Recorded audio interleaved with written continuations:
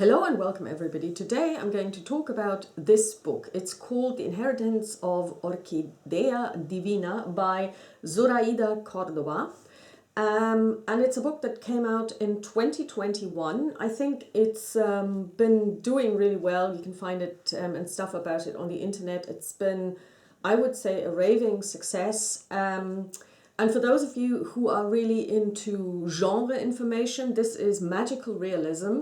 For those of you who want a crisp description of, if I'm going to read this book, what can I expect? I will tell you, it's like a mixture of Encanto, the Disney film, meets The Midnight Circus by Erin Morgenstern.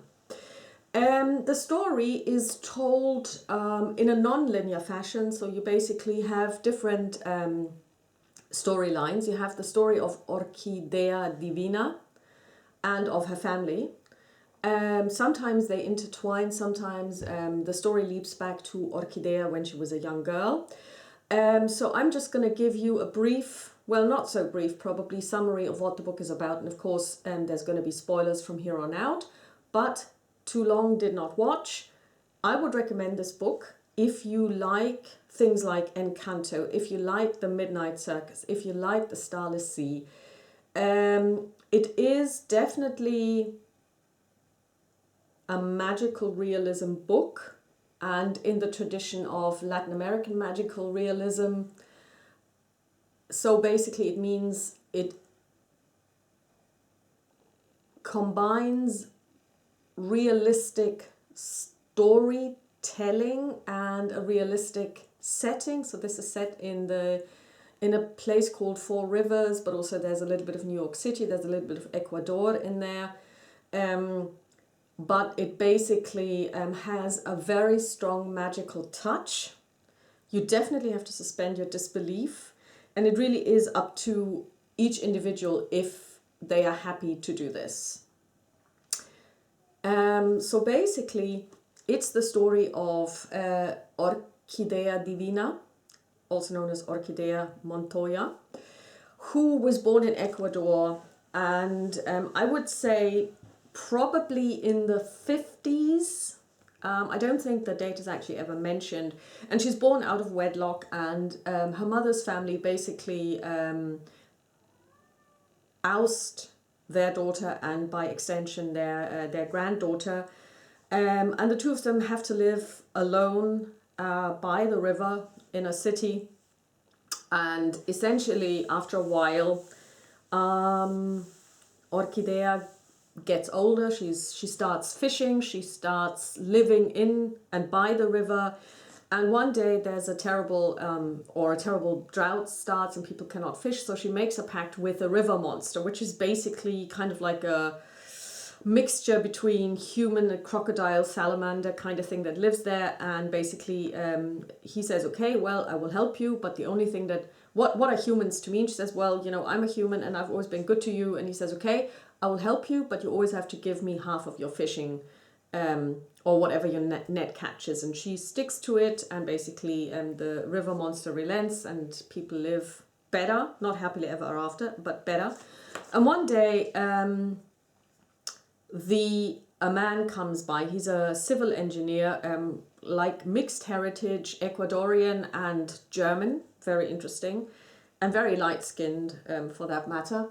And basically he meets Orquídea as she's going on her way home, and he also meets her mother, and he falls in love with her, and they get married. And from then on out, Orquídea is a second-class citizen in her own home, because her mother has decided that she's now going to fully embark on that life with that man and pretty much ignore her. And she basically is treated like a servant. Also, of course, she is a lot darker skinned. And her mother has, I want to say, 6 children by this man. And the youngest, Ana Cruz, is basically still an infant when Orquídea decides she has, she can't deal with this anymore. And she literally runs away with the circus. She follows a voice saying, come and find me. And she basically ends up in a circus. And the master of revels, the owner, basically falls in love with her.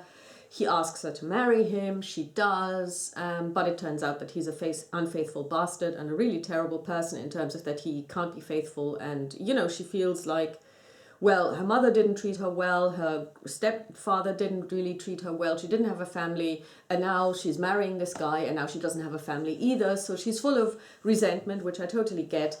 And so she basically realizes that one of the attractions in the circus, the so-called living star, is actually a living star, a creature, a divine creature, angel, whatever you want to call it, alien, fell from the sky, and Bolivar, her husband, Bolivar III, and his father found it, this creature, one time, decades ago, and bound it, and basically have been using its power to grant wishes to them. And basically she enacts with this being and decides to set it free in return for some of its power.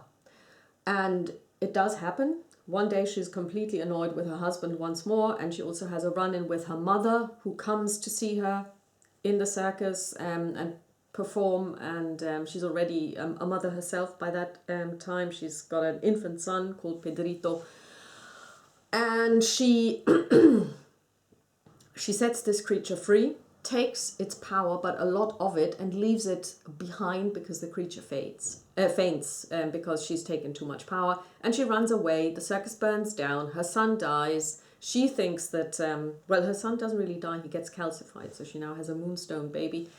So, you know, it's magical realism, so there's a lot of stuff going on. Anyway, so she basically then runs away and comes to the United States after a very long time and journey, which isn't described in the book, and literally sets down roots in Four Rivers. It's a valley. There's a valley above the city or the town, the village of Four Rivers, where she basically, using her divine magic, or is it divine? Possibly, or devilish magic, she starts to revivify, as it were, this whole area, and basically she calls down the rain, and the valley gets a little, or actually a lake at its bottom. Then there are trees and animals are coming, and she builds a house and she starts living there. And then she has 4 consecutive husbands. The 5th one, of course, is Bolivar, and she believes he died in the fire. And they have several children together. And there's a lot of death in the family as well. And then the 3rd generation gets a letter one time. And it's really where this is actually the start of the story. And it is Marimar and Ray, 2 cousins, grandchildren of Orquídea, whom we follow mostly through the story. And they both get a letter, each one, saying that I'm dying, come and claim your inheritance. And so the 2 of them actually get in the car, and all of the other Montoyas that are spread out across the United States come as well. And when they arrive, the house in Four Rivers, where most of them actually grew up, and some of them were even born in, has been devoured by plant life, by vines. And it's also in disrepair.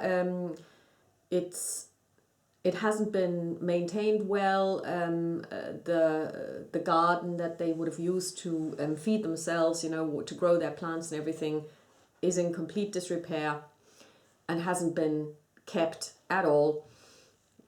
And they finally manage to get inside just to find their grandmother or mother, depending on which generation you're talking about, Orquídea, Divina, sitting there in her chair where she always sits. And she's been slowly turning into a tree. And she basically says to them, well, basically, I'm dying, blah, blah, blah, so this is my last night. So they have a huge feast, and she manages to raise the dead. So the spirits of her own dead children, but also of other dead people in the family, are brought to come forth. And also her step-siblings arrive as well. At least some of them. Anna Cruz, the youngest, doesn't, because she has to look after their ailing and dying father. And their common mother, Orquídea Divina's mother, and their mother is already dead. And basically, then she turns into a full tree, and a couple of and all of them cough up seeds, which she says plant them and you will be safe. And 3 of them actually start sprouting their own form of plants from their body. So it's all really weird. I mean, it is magical realism. And then the family disperses. The whole house is destroyed except Marimar. She stays. She rebuilds the house. Ray helps her for a couple of months, then he returns. He becomes an artist, a full-blown, very successful artist, who then falls in love with his professor, Eddie, and the 2 of them basically then go on to live for about 7 years. And then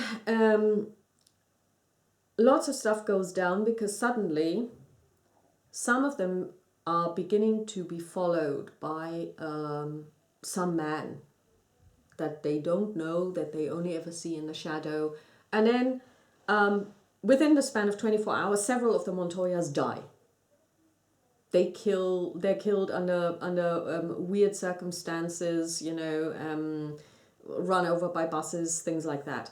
And so they decide to all go to, and Marimar calls all of them and says, we need to sit down together and figure this out. And they all come, or what remains of the family, because the family has basically been dying off. And they decide that they need to find out what's going on. And one of their uncles, who's just recently died as well, wanted to be buried, or wanted his ashes to be strewn into the river by which Orquídea grew up.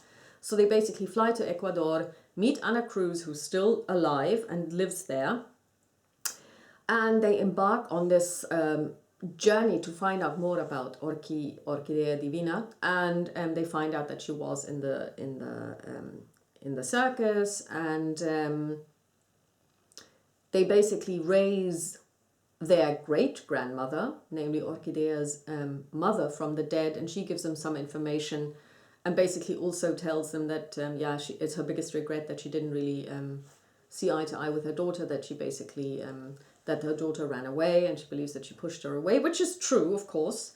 But it's all this whole generational trauma that has been going on for generations in this family, and it's brought to bear on their inheritance. So their inheritance is, on the one hand, magical, but it's also poison.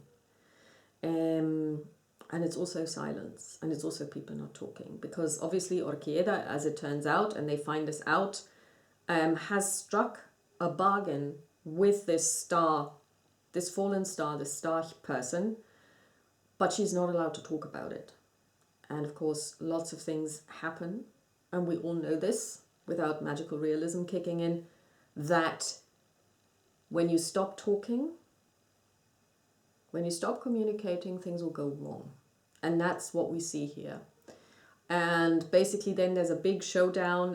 It turns out that Bolivar III isn't dead, but he recaptured the star person and is using his power to stalk Orquídea's family, and he wants her back. And then the tree that Orquídea has turned into splits open. She steps forward. There's a huge, well, like I said, showdown, and he is destroyed. The star person is freed. They go back to, or he goes back to the stars at some point.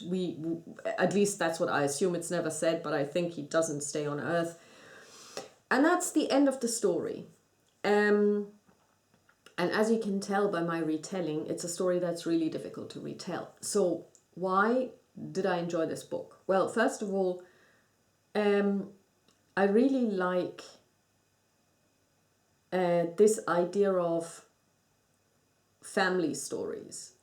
You know, how different generations live together, die together, laugh together, cry together, because I don't have a family. So for me, this is something that really, I mean, no family is perfect, but if you don't have any, then, you know, it's kind of you know. And so to me, this was really interesting. It also reminded me of The House of the Spirits, which I read a very long time ago. And it also reminds me of this idea of generational trauma, which I believe is strong in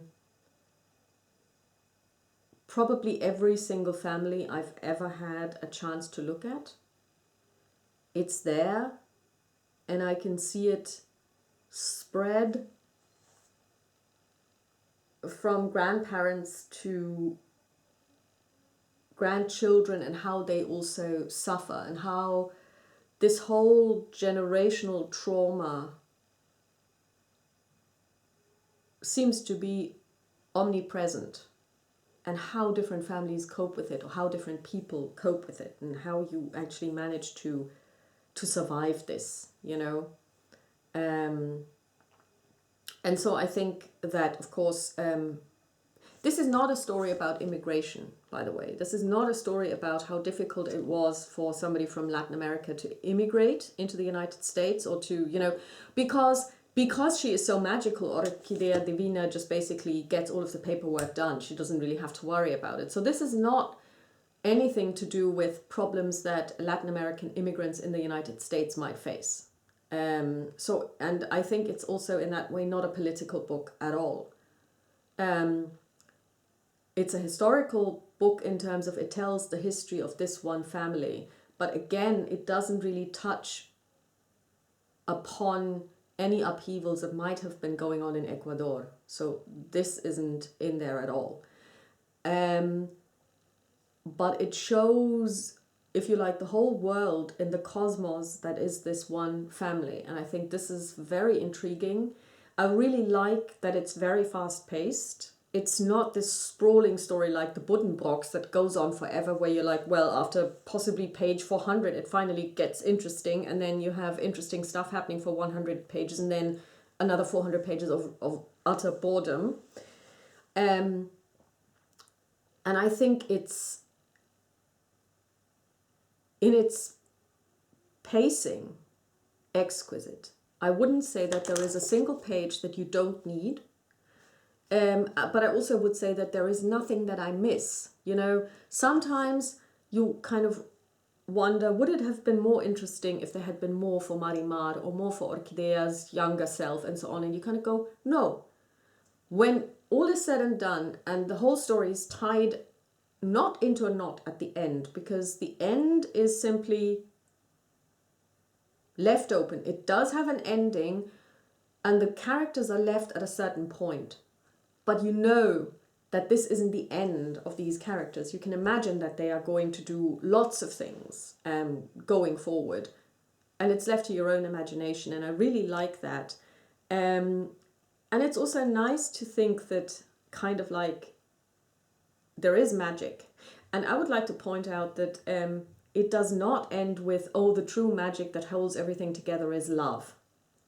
It's not like that at all. There is love, there is hate in this book. But the magic comes from an external source, which in this case is some kind of celestial being that fell to earth. So I really like that, because it leaves the magical side to magic and not to something that is internal. But it is a truly magical story. So I do recommend this if, like I said, you like maybe... You liked Encanto, because there is a house in there, and there is a lot of stuff that the house and the actual valley and the place make happen, and that's a little bit like Encanto, La Casita. It did remind me of the Midnight Circus, simply because there is stuff happening in a circus, and some of the people do remind me of that, and the magic that is inherent in these people. And it is a little bit like the Starless Sea. And when I say it is a little bit like, or it reminds me of, I am not saying that this is in any way plagiarizing those ideas, or, you know, like ripping them off. Not at all. But I think that these stories stem from a single source, which artists have been dipping into, not only since 2020, but or 2016, or whenever Encanto came out, or whenever The Starless Sea was written, or whenever The Midnight Sax was written, but since before forever. People have been tapping into this idea of magical realism. When we look at literature, it's of course something that does stem a lot from Latin America. But of course, this idea of magical realism is something that you can also find in other cultures and dating back to like ancient times. And yeah, it's also a quick read. It's also not too long. So if you say, oh, well, you know, I would really like to read a family story that doesn't last for thousands of pages, this is 312 pages. And, or is it 321? I don't want to lie to you. 321. And it's a fast read. So I do recommend this, and I hope you found this useful. Talk to you soon. Bye.